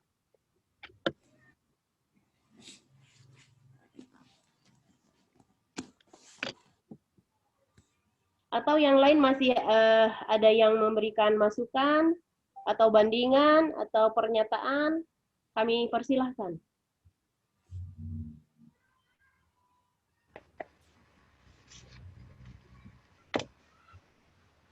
Pak Bahtiar, seperti volume atau suaranya masih tertutup. Oke, terima kasih kepada Bu Isnawati dan juga Bu Nun Zaraina yang atas pertanyaannya, dan Pak Turham yang selalu aktif memberikan masukan dan sarannya. Pak Turham, terima kasih. Dan yang disampaikan oleh Pak Turham tadi, saya paham bahwasanya harus ada namanya dasar dan juga integrasi ilmu pengetahuan mungkin ya, sehingga kita tidak membedakan, tidak ada dikotomi ilmu pengetahuan, tapi kita harus integrasi ilmu pengetahuan sehingga nilai-nilai Islam itu akan tetap ada dimanapun dia berada, seperti itu. Sebenarnya kalau kita melihat daripada kurikulum 2013, ya Bapak Ibu sekalian, di situ sudah ada integrasi ilmu pengetahuan sebenarnya. Artinya adalah kalau kita sebagai guru PAI, maka kita juga bisa atau dianjurkan mengaitkan dengan nilai-nilai tentang Islam. Bagaimana alam semesta ini, bagaimana penciptaan manusia ini, jangan lagi seperti teori Darwin ya, bahwasanya manusia itu dari kera gitu ya. Jadi kita sudah harus kembali kepada Islam itu sendiri, bahwasanya manusia itu ya berasal dari Nabi Adam, ya kan? Nabi Adam alaihi salam. Dan karena dulu saya pernah juga yakin atas teori Darwin itu, tapi saya lihat kera-kera yang ada di perapat itu nggak berubah-berubah menjadi manusia, jadi nggak percaya saya. Oke, saya kembalikan kepada Bu Isnawati. Baik, terima kasih Bapak Bahtiar Siregar. Sebelum kami kembalikan kepada Bapak dosen pengampu kita, apa masih ada yang ditanya atau yang memberikan tanggapan? Baik, kalau memang tidak ada lagi, untuk ini kami serahkan kepada Bapak Profesor Dr. Abdul Mukti MA untuk memberikan tausiahnya atas bahasan kita hari ini yang sangat luar biasa kepada Bapak Bahtiar. Sepertinya kita mendengarkan ceramah di atas mimbar ya. Walaupun belum dikasih kopi dari Takengon, tapi semangat menggebu. Alhamdulillah luar biasa. Baik, kami serahkan kepada Bapak Profesor Dr. Abdul Mukti dengan memberikan wawasan yang kami selalu nantikan dan rindukan. Kami persilahkan Bapak. Terima kasih. Baik, alhamdulillah diskusi kita sudah berjalan Ya. 50 menit nanti bisa kita ya. Sudah berjalan dengan baik ya. Topik yang kita bahas bahwa Suaranya Prof kurang jelas, Ya. Prof. suara saya kurang jelas. Iya, Prof. Iya, Bapak. Sepertinya agak terputus-putus, kadang-kadang muncul, kadang hilang. Apa ya? Ini sudah jelas? Alhamdulillah sudah, sudah, Prof. Bapak. Baik, alhamdulillah diskusi kita sudah berjalan 1 jam 5 menit. Ya, sudah saya lihat sudah efektif dan sudah efisien. Artinya semuanya sudah memberikan partisipasi aktif. Ya. Yang dimoderatori oleh Ibu Isnawati. Nah, Ibu Isnawati ini juga sudah bagus.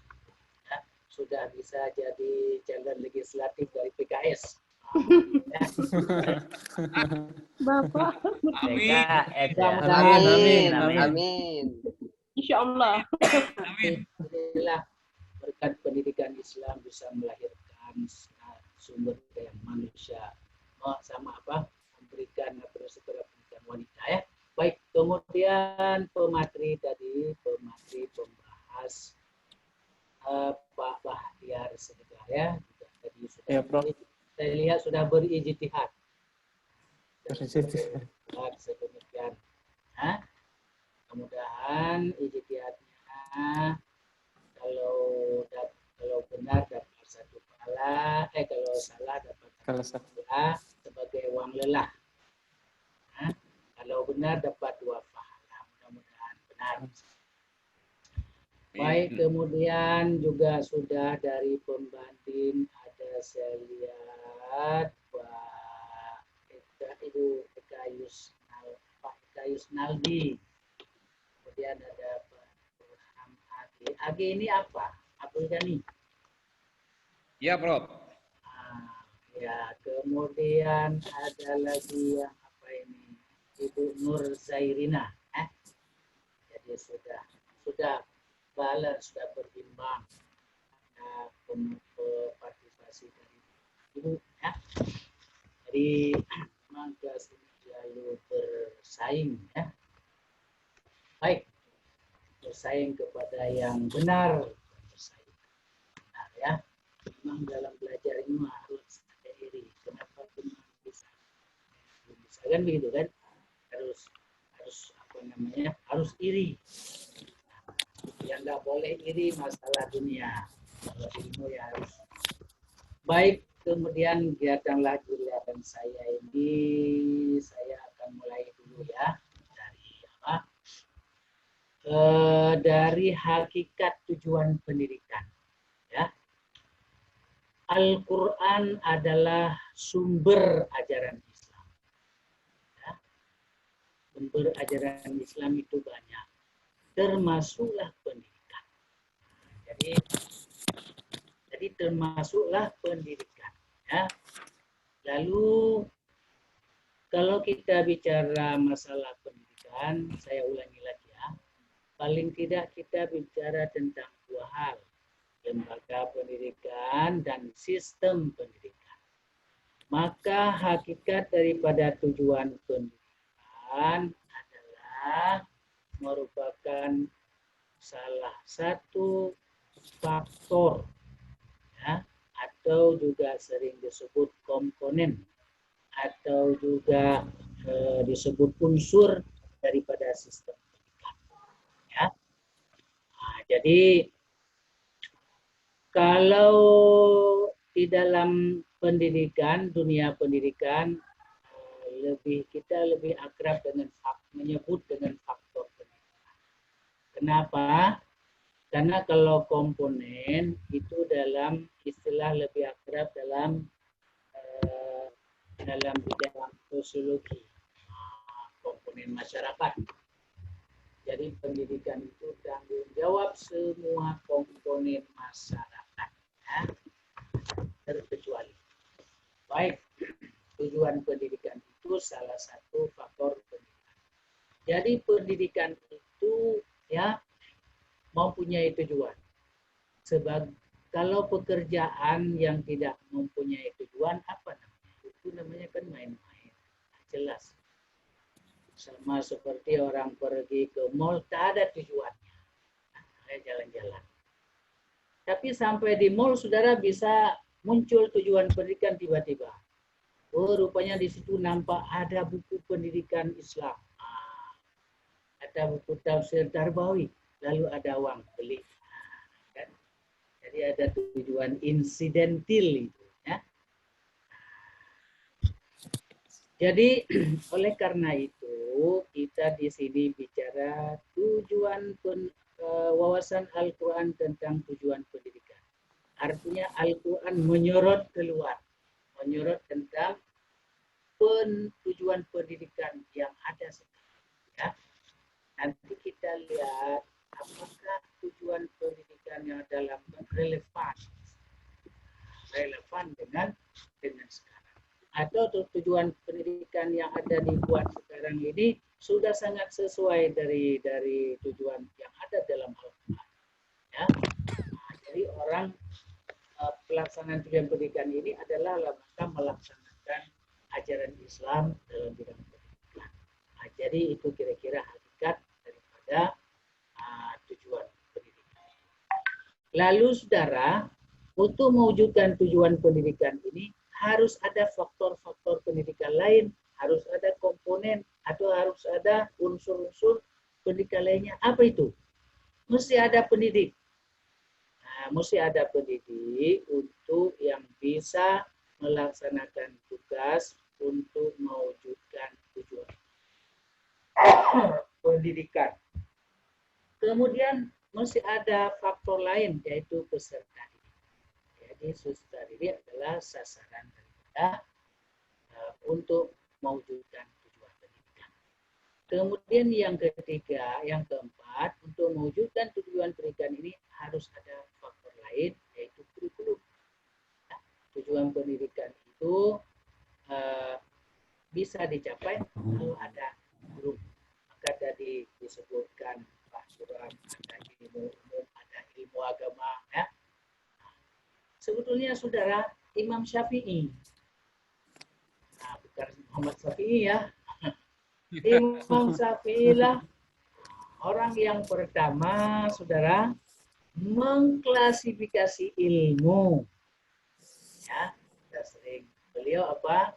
Membagi ilmu agama, ada Quran, ada fikih, ada hadis, kemudian ilmu umum, ada matematik, ada bahasa. Nah itu hebat kan Imam Syafi'i yang selama ini kita kenal hanya pakar fikih, rupanya karena pendapat beliau tentang pendidikan tidak kita temukan di dalam kitab-kitab fikih beliau, usul fikih, al-mustashfa. Ya. Jadi berserak ya, pemikiran Al-Ghazali tentang pendidikan. Baik, ya. Jadi Pak Turham tadi tidak setuju ada ilmu umum, ada ilmu agama. Tapi begini, kita mungkin nggak setuju kalau yang disebut ulama itu hanya yang menguasai ilmu agama saja. Fikih. Tapi saudara, fikih dulu itu semuanya namanya fikih. Kalau politik namanya fikih siasat. Kalau bahasa namanya fiqhul lughah. Ya kan? Karena dalam hadis Nabi disebut barang siapa yang dikehendaki oleh Allah, ya, may yuridillahu bihi khairan yufaqihu fiddin. Barang siapa yang dikehendaki oleh Allah kebaikan bagi seseorang, maka diberikanlah kepadanya pemahaman dalam agama. Fikih. Jadi di situ ada kata ya tafaqahu. Maka dulu itu semua namanya fikih. Fikih siasat, ilmu politik Islam, fiqhul lughah, ilmu bahasa.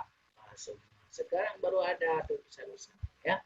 Nah, kemudian saudara, berikutnya supaya bisa terwujudnya tujuan pendidikan, mesti ada faktor lain lagi, metode.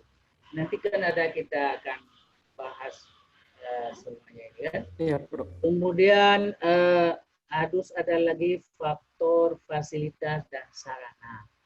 Dan juga mesti ada lembaga pendidikan.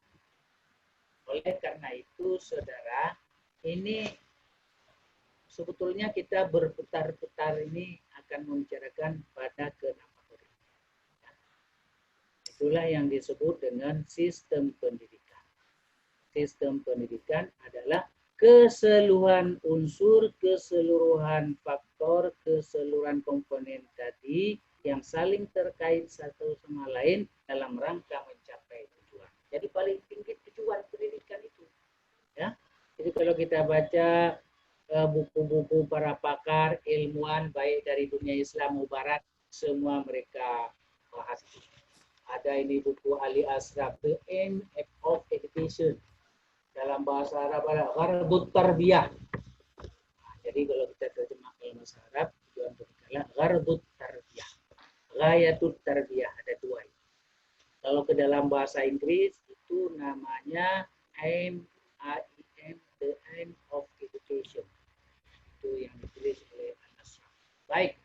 Nah, sekarang mulailah dari nanti dari para pembanding-pembanding ini jadi sekali jalan aja ya, karena yang banyak ya. Jadi tujuan pendidikan di dalam Al-Quran adalah, jadi sudah disebutkan, saya klasifikasi aja. Yang pertama, sesuai dengan tujuan hidup manusia. Apa tujuan hidup?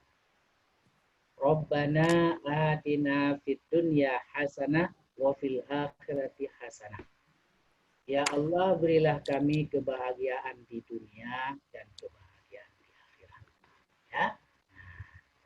Jadi surah Al-Baqarah ayat 200. Ya. Nah ini. Tapi tadi Ibu Nur Zairina ada mau membedakan tujuan umum, tujuan khusus. Ya. Jadi kalau tujuan umum itu adalah untuk mencapai kebahagiaan hidup. Kebahagiaan hidup itu yang abadi akan dicapai oleh seseorang yang sudah hidup bahagia, atau dengan kata lain manusia paripurna.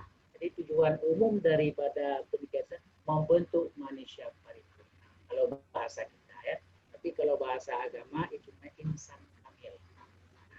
Insan kamil. Kalau tadi sudah disebut oleh pemakalah, al-mu'minul qawiyyu afdalu minal mu'minid dhaif. Mukmin yang kuat adalah lebih mulia daripada mukmin yang lemah. Nah, ya. Nah, kemudian saudara, tujuan pendidikan tadi untuk mencapai kebahagiaan. Bagaimana kita bahagia di dunia kalau nggak ada harta, tadi kata Pak Bahtiar ya. Mana kalau lalu ada harta nggak mau kita pakai, namanya pelit. Itu kan? Nah, ya kan? Nah, dalam agama kita disuruh hemat boleh. Artinya menggunakan segala sesuatu sesuai keperluan. Ya kan? Kalau hari hujan, belilah payung. Jangan pula jalan dalam hujan kan. Nah, betul. Sakit lagi jadi pilek, flu, lebih banyak lagi keluar ya. Nah, itu kan. Jadi bahagia di dunia kalau ada rezeki. Kalau di dalam Islam itu ya, itu memberi Islam itu mengakui hak pribadi. Jadi orang Islam itu boleh memiliki harta sebanyak-banyaknya asal dengan cara yang benar. Beda dengan orang komunis. Orang komunis itu tidak mengakui hak pribadi. Ya kan? Semuanya milik negara. Jadi makanya orang komunis itu kalau mau kaya, pergi keluar ke negara lain. Ke Indonesia jadi konglomerat, konglomerat ya, orang Cina semua konglomerat yang kaya-kaya itu. namanya Salim, namanya Eri Tamzil. Nah, itu di Indonesia karena di sini Muslim. Orang Muslim mengakui hak pribadi, boleh jadi miliuner, boleh jadi triliuner. Itu orang komunis. Tapi saudara tahu, kok paham komunis itu muncul dari teori Charles Darwin. Tadi disebut-sebut Charles Darwin ya. Apa teori Charles Darwin? Manusia berasal dari kera. Tidak ada disangkut-sangkut paut dengan Tuhan. Bukan Tuhan.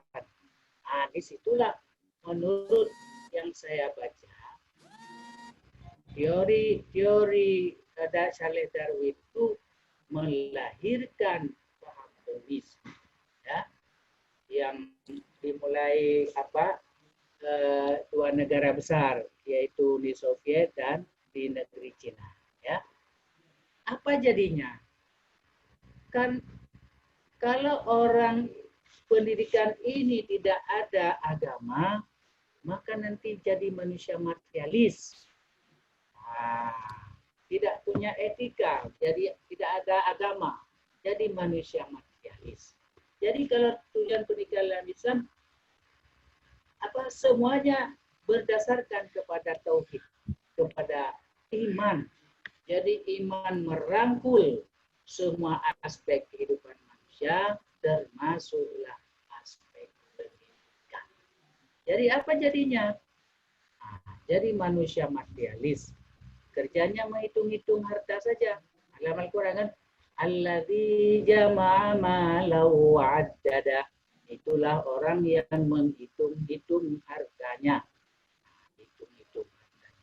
Kalau ada harta 1 juta, kalau kita hitung 10 kali sudah 10 juta kan? Begitu kan? Wa'addada. Kumpul harta, kerjanya siang malam mengumpulkan harta. Ya? Mau dibelanjakan. Jadi kalau kita tidak mau belanjakan harta, bagaimana bahagia dunia? Ya kan? Wabtaghi fima ataqallahu daral akhirah wala tansa nasibaka minad dunya. Wabtaghi ini fil amar.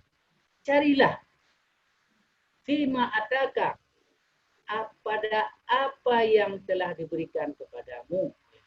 Apa yang telah diberikan, harta, pangkat, kedudukan, jabatan, ya kan, untuk mencari kebahagiaan hidup di akhirat. Dengan harta kita bisa beribadah.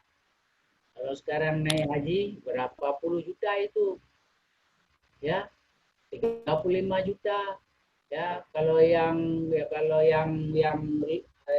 paling ratusan juta, kalau haji plus. Ya kan? Kalau ratusan juta itu sudah bisa beli mobil, ya kan?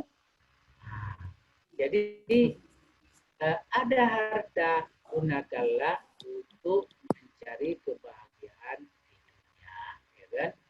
Bisa kalau ada banyak harta, berwakaf, bangun lembaga pendidikan, sekolah.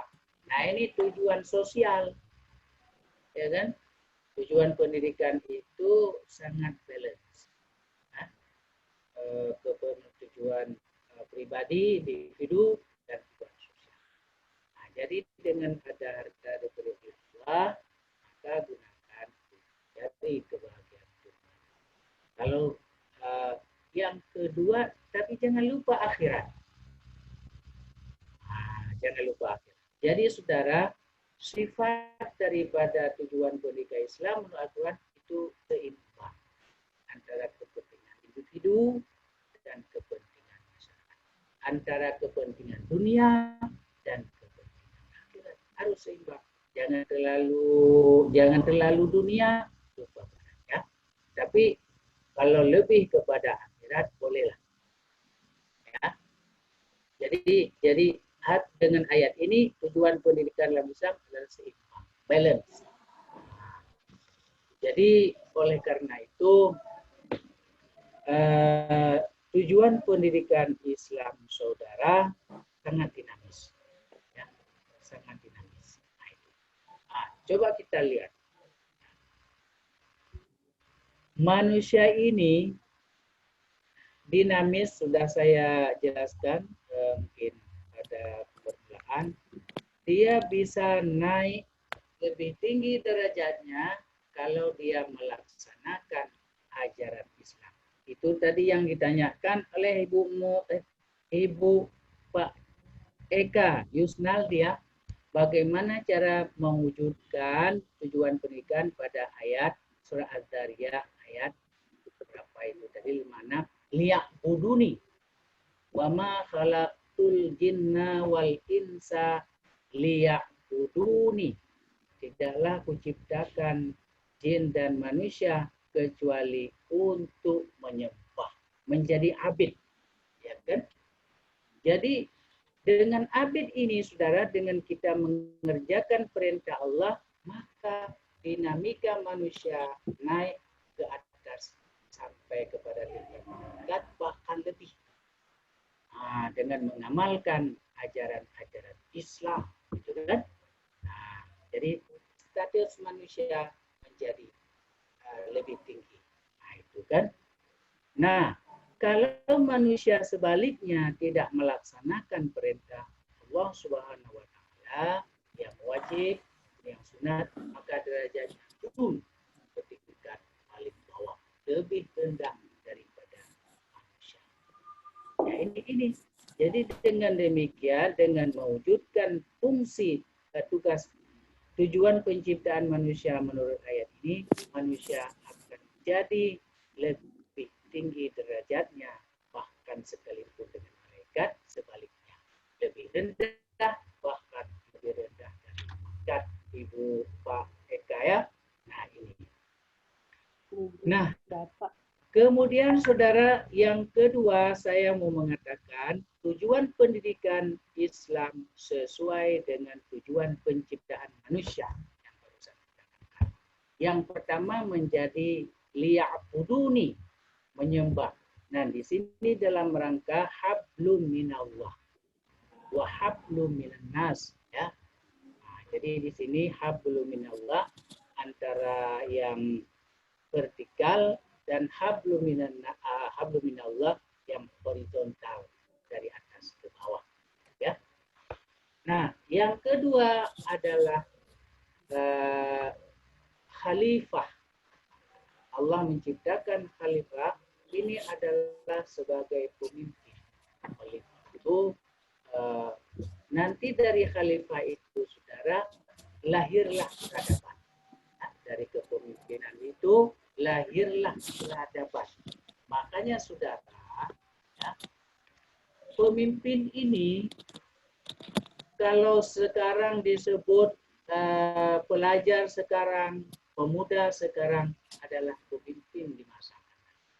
Oleh karena itu, sebelum menjadi pemimpin harus lebih dahulu menjalani pendidikan, ya, supaya dia memiliki sifat-sifat yang diperlukan oleh seorang pemimpin. Coba seperti kita lihat Nabi. Sifat Nabi yang pertama adalah siddiq, jujur. Kalau sudah jujur pasti tabligh menyampaikan. Tidak ada yang disembunyikan. Tidak ada hoax. Kemudian yang kedua amanah. Kalau sudah jujur pasti amanah. Ya kan? Kalau dipercaya. Tidak seperti kita sekarang. Kalau kita bepergian, kita titipkan rumah ke tetangga. Ketika kita kembali, itu rumah sudah dalam keadaan hilang daun pintu lah, hilang daun jendela lah. Itu tidak aman. Kalau kita titipkan kereta, hilanglah kaca pion, kan? Hilanglah, adalah yang hilang. Nah, itu tidak amanah namanya. Makanya amanah ini penting. Baru yang keempat, saudara, fatonah, cerdik. Cerdik, pintar, intelek. Jadi sifat Nabi pintar itu yang keempat. Sekarang dibalik. Kalau pemimpin milih pemimpin sekarang yang cerdas, yang bukan yang jujur, yang cerdas. Dari mana kita tahu cerdas? Bikin apa namanya?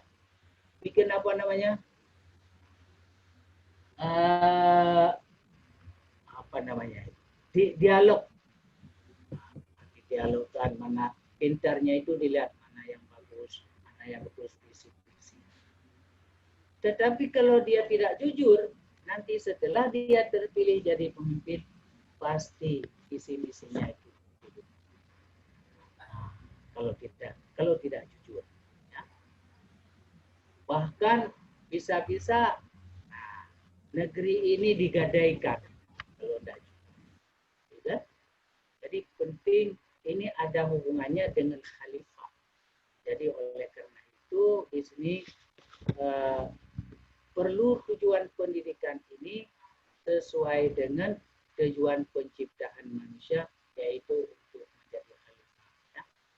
Makanya saudara jujur penting juga. Ya.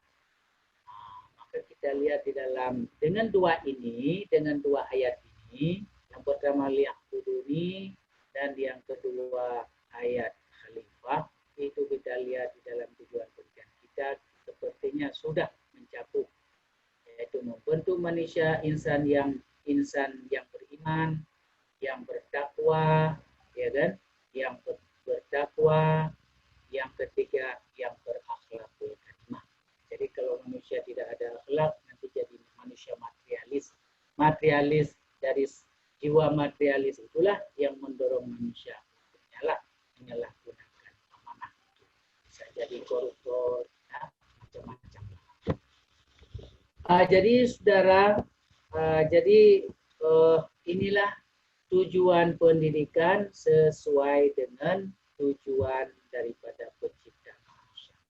Di dalam dua ayat ini Allah menggunakan yang pertama ja'ilun, ja'ala menjadikan. Ya. Yang kedua Allah menggunakan kata khalaqa, khalaqtu. Jadi nanti manusia itu yang diciptakan makhluk. Jadi di sini ada hubungan nanti antara khalik dengan makhluk. Nah, disinilah nanti melahirkan peradaban dari tangan seorang pemimpin, yaitu khalifah.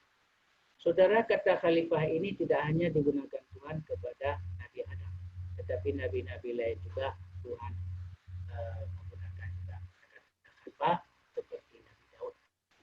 Itu yang saya ingat, ya. Kemudian saudara, jadi saya mau tegaskan lagi langkah-langkah daripada metode tafsir adalah yang pertama menetapi, yang kedua istilah.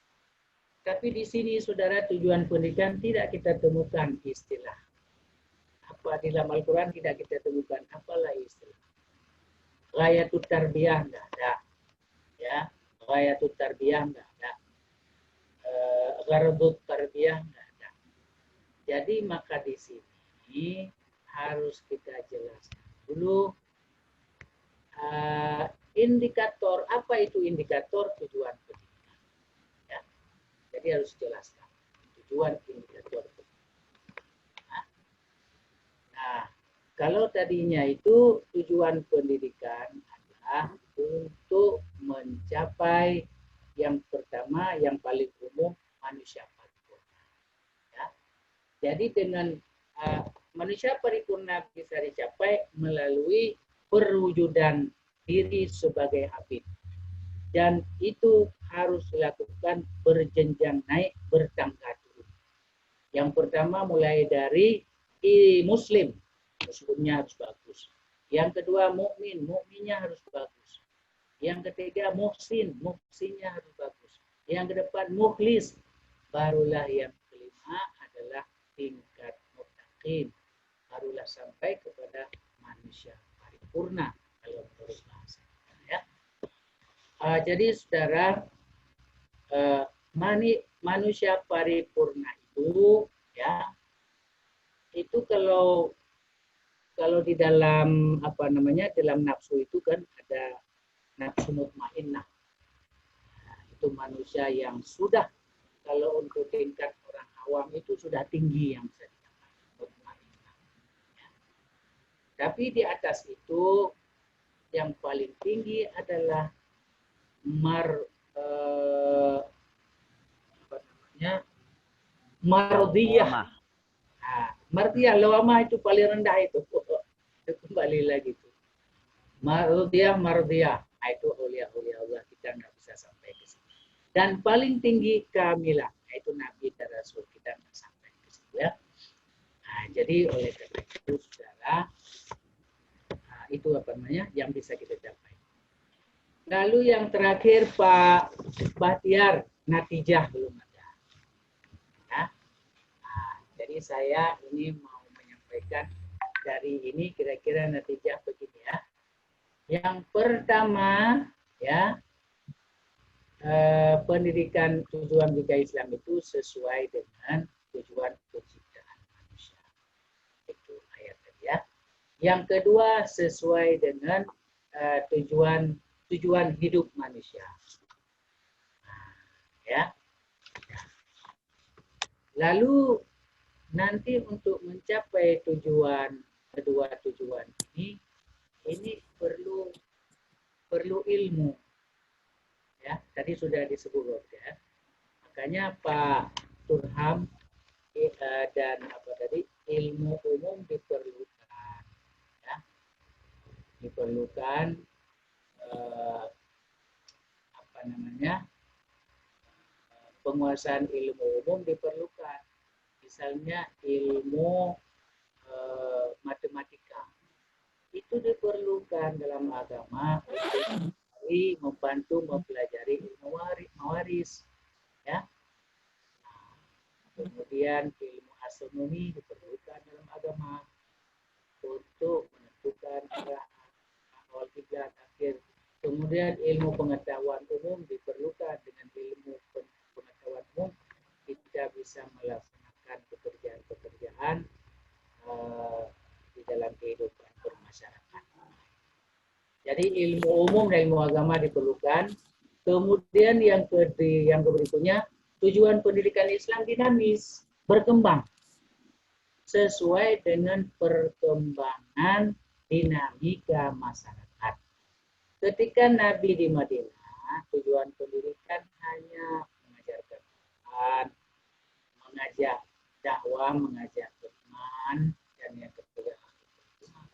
Tetapi ketika di negeri Madinah sudah negara, jadi sudah tambah lagi ibadah, karena ibadah-ibadah lahir di periode Madinah. Di sini liya'buduni. Liya'buduni. Dan di sini Nabi sudah menjadi kepala negara, sudah pemimpin. Atiullah wa atiur Rasul. Lalu nanti pengganti beliau khalifah. Nah, di sini beliau laksanakan tujuan-tujuan itu. Maka di sini muncullah tujuan negara, tujuan pendidikan tambah. Hubbul watan minal iman. Cinta tanah air sebagai. Jadi semua tujuan pendidikan harus disenari oleh iman. Kalau tidak disenari oleh iman, itu susah.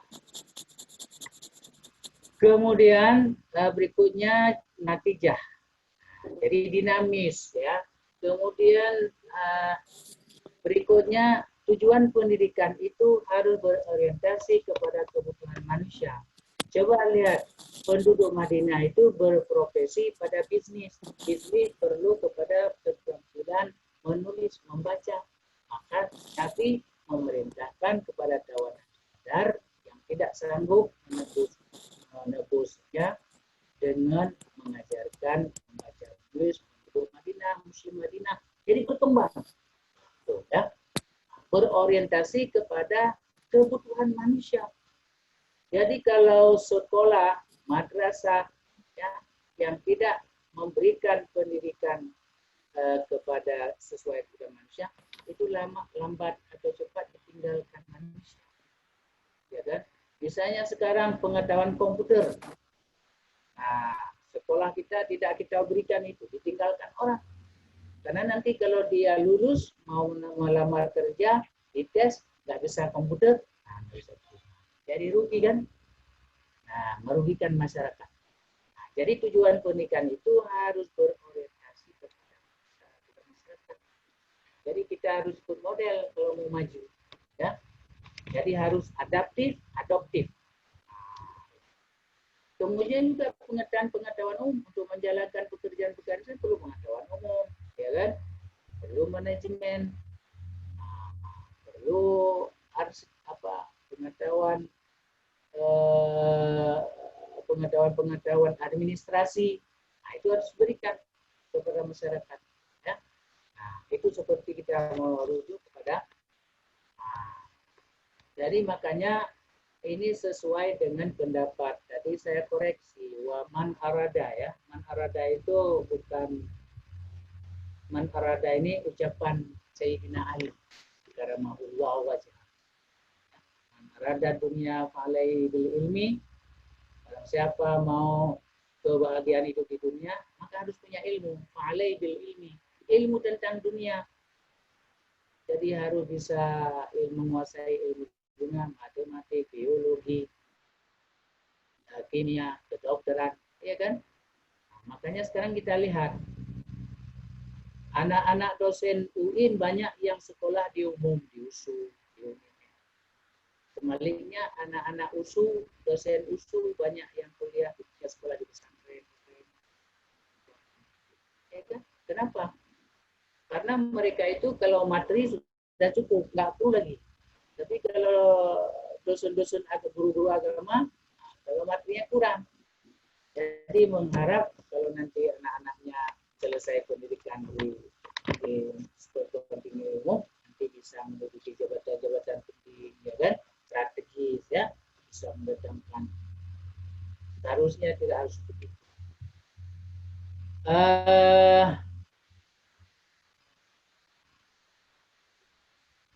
Jadi saya kira karena waktunya sudah jam 12 ya.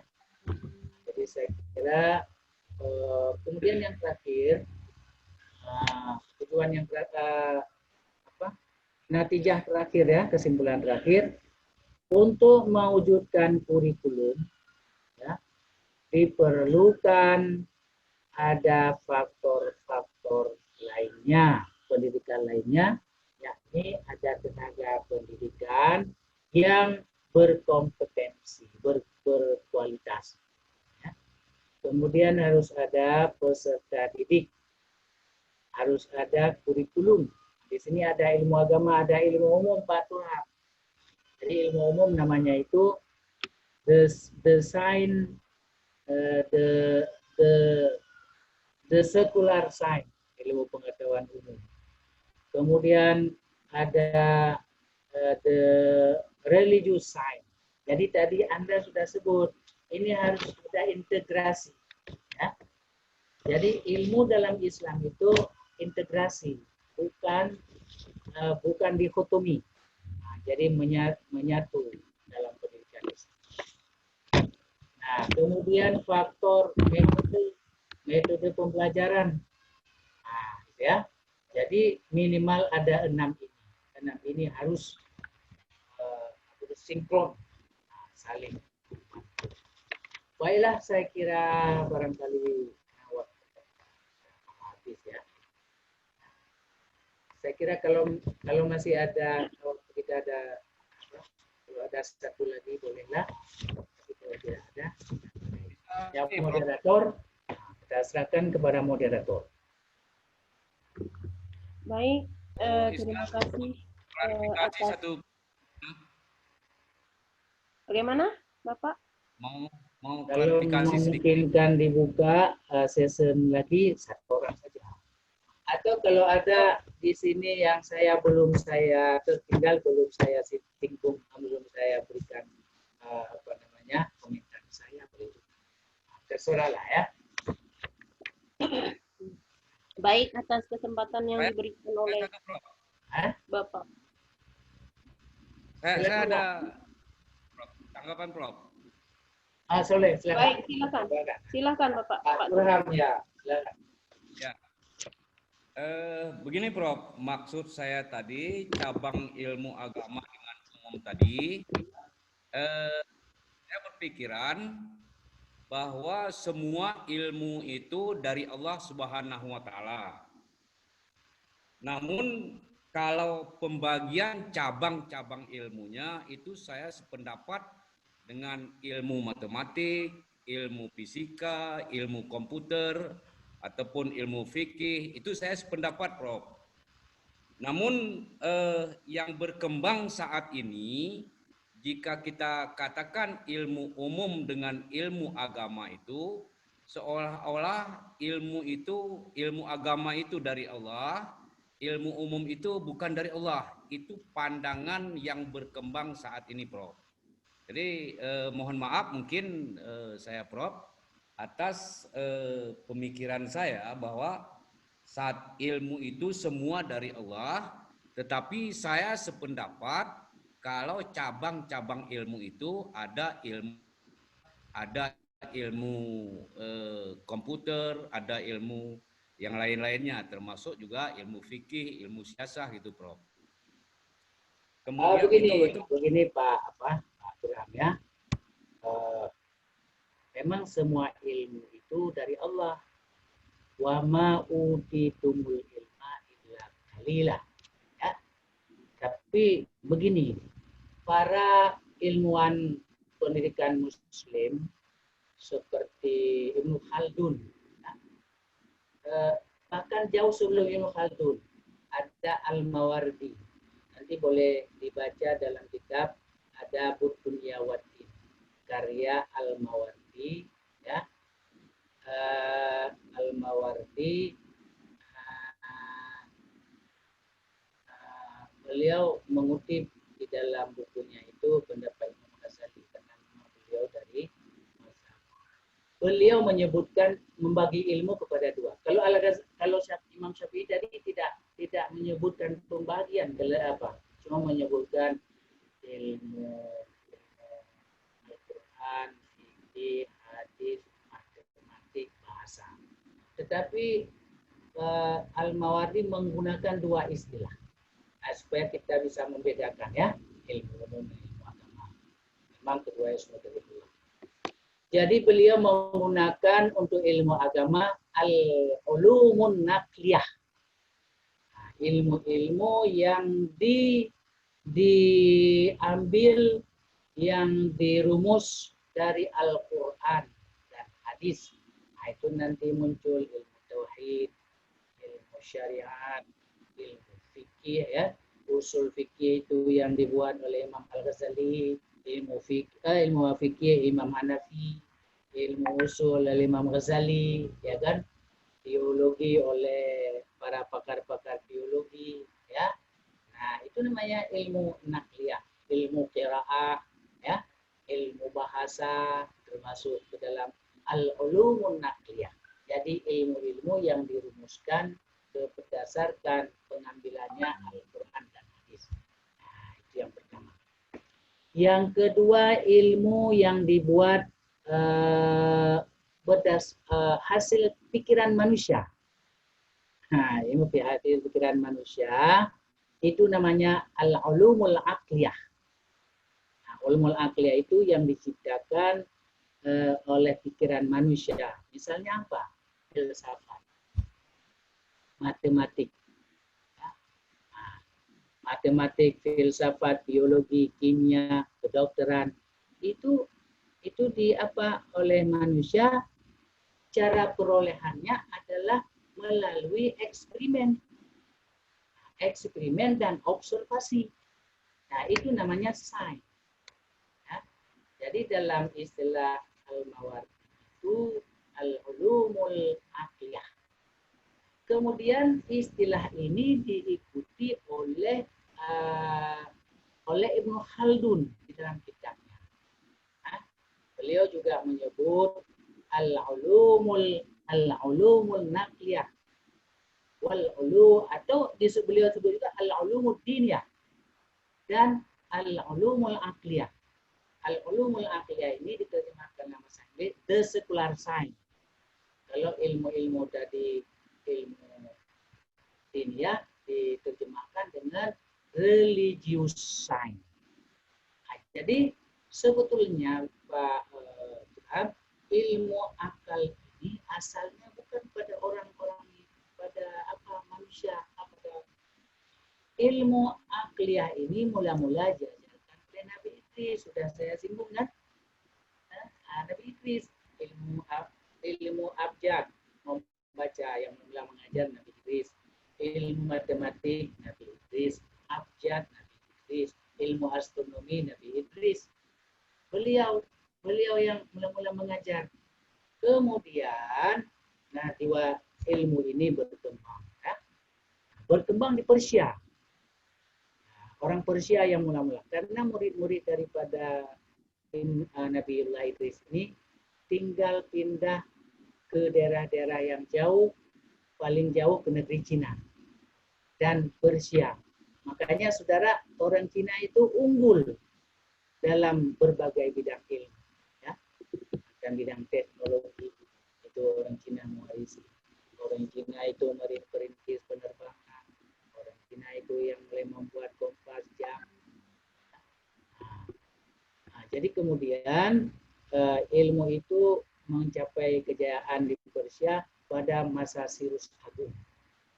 Kemudian ilmu pada masa itu menyebar ke seluruh wilayah Persia sampai ke daerah yang jauh, yaitu Asia Kecil.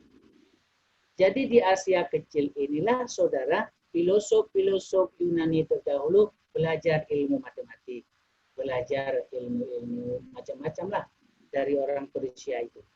Kemudian mereka itu kembali ke negerinya mengajarkan.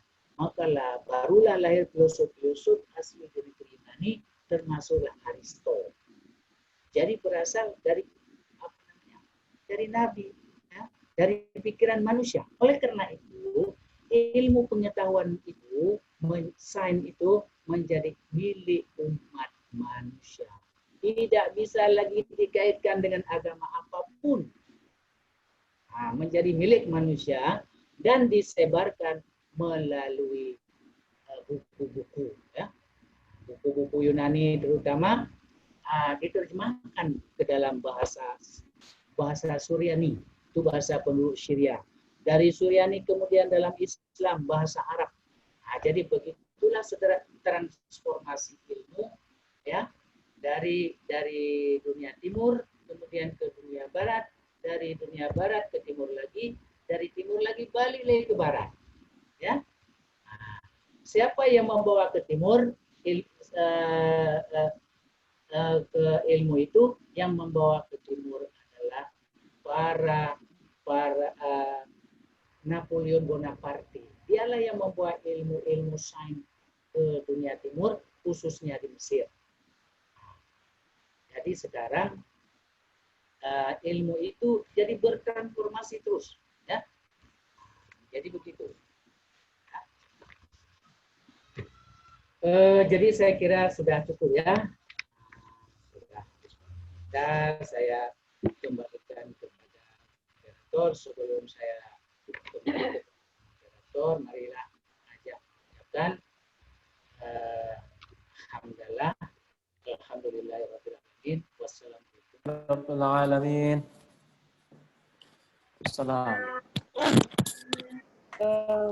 Baik,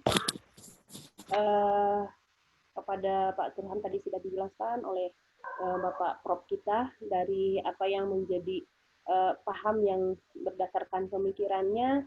Untuk ini kita sudah tahu semua bahwa pembagian ilmu itu banyak sekali tujuan pendidikan itu ada dalam Al-Quran, ada dalam Islam, ada secara umum dan seterusnya. Jadi kita kembali untuk membahasnya, menanggapinya, untuk merealisasikannya dan mengaplikasikannya kembali. Untuk itu terima kasih banyak kami ucapkan kepada Bapak penanya dan Ibu penanya, dan terima kasih kepada Bapak Bahtiar Siregar, dan terima kasih banyak kepada Bapak Profesor Dr. Abdul Mukti MA yang sangat luas memberikan pemahaman untuk kita. Untuk ini kami padakan, mohon maaf atas segala kekurangan. Billahi taufiq wal hidayah. Assalamualaikum warahmatullahi wabarakatuh. Waalaikumsalam. Waalaikumsalam warahmatullahi wabarakatuh.